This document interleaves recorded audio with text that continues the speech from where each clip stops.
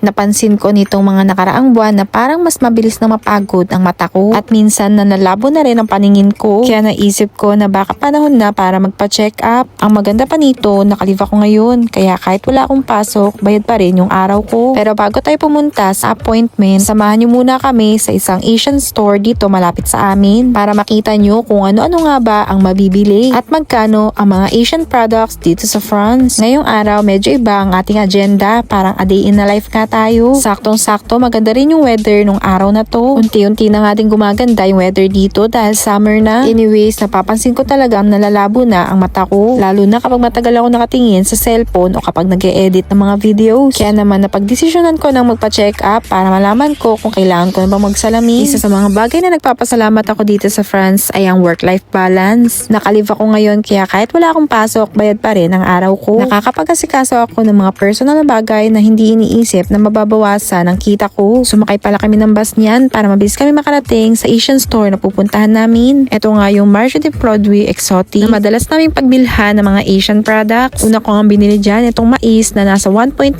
euro lang naman. Ito naman yung section ng mga sauce at bumili nga kami ng isang oyster sauce dyan. Ito nga yung brand na favorite namin, nasa 3.49 euro. Ito ay section din naman ng mga sauce or condiments. Meron din dyang mayo, bagoong, sriracha, banana ketchup, sweet and sour ketchup at marami pa nga. Dito naman papunta tayo sa section ng mga frozen goods. Itong area na to ay mga frozen seafood katulad na lang ng frozen crabs, frozen shrimps, puset at mga frozen meat. Ang dami rin talagang mga choices dito. Papakita ko nga rin sa inyo yung area ng mga frozen fish. Meron nga rin sila ditong tilapia at yung tilapia nga nila dito ay yung malalaki. Wala ka makikita dito na sariwang tilapia. Kadalasan dyan frozen lang at madalas sa mga frozen na isda lalo na kapag buo hindi pa yan linis. Syempre ikaw na ang maglilinis yan. Magtatanggal ang hasang at kaliskis. Meron nga rin sila ditong lapu-lapu. Not sure lang kung lapu-lapu nga yan. Ang wala nga lang sila dito bangus. Medyo mahirap nga lang maghanap nun dito sa France. Ito naman yung mga section ng mga gulay na nape-preserve nila kapag nasa chiller. Meron din dyang tofu at iba pang mga Asian products. Meron nga rin ditong okra. Ito naman yung section ng mga Asian snacks. Meron nga din dyang cheese whiz. Meron din ditong Milo na worth 6.99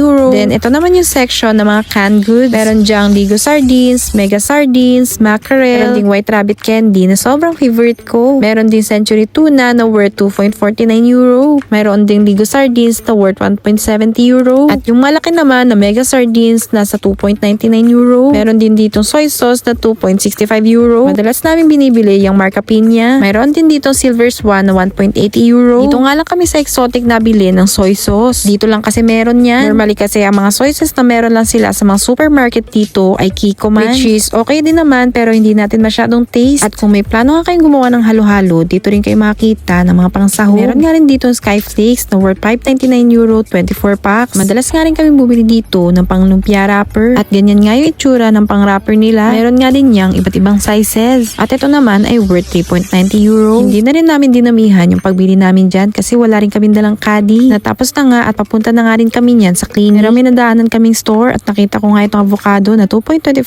euro lang. Kaya inavail ko na at bumili nga rin kami nitong tinapay. Sasakay nga ulit kami ng bus kaya naghahantay kami dyan. Malalayo yung mga pagitan nila kaya instead na lakarin namin, nagbus na lang kami. Alam nyo ba, isa sa mga bagay na talaga nagpapasalamat ako dito ay yung healthcare system. Kapag kasi meron kang medical card, malaking bagay na makakalis ka sa gastusin, lalo sa pagpapagamot at check-up. Either maire-reimburse mo or minsan halos wala ka nang babayaran. Depende sa coverage ng medical card. Syempre, iba-iba pa rin ang sitwasyon pero malaking tulong pa rin talaga ito lalo na kung gusto mong patingin sa doktor o magkaroon ng regular na check-up. Pagdating ko nga dito, dire-diretso na nga yung pag-asikaso sa amin. Hindi na kami pumila na matagal at mahaba since naka-appointment nga kami. Yun nga rin na maganda dito kasi by appointment, mabilisan nga lang nila na-check yung mga mata namin. Minsan mapapaisip ka na kung gaano talaga kahalaga ang kalusugan. Minsan kasi mas inuuna natin ang trabaho, ipon at iba pang mga responsibilidad. Pero sa huli, kapag hindi maayos ang kalusugan natin, mahirap din ma-enjoy ang lahat ng pinaghirapan natin. Kaya kung may napapansin kayong pagbabago sa inyong paningin, kalusugan o anumang bagay, baka ito na rin tamang panahon na bigyan ng tamang pansin. Kayo ba, kailan yung huling pagkakataon na nagpa-check up kayo ng mata? By the way, nakuha ko na nga yung result at nakalagay nga dyan na medyo malabo na nga yung mata ko. Sa susunod nating vlog, pupunta tayo para maghanap ng salamin. Alala lang na mahalaga rin maglaan tayo ng oras para sa ating mga kalusugan. Abangan nyo na lang yung mga susunod nating kaganapan. Ova, Bisous!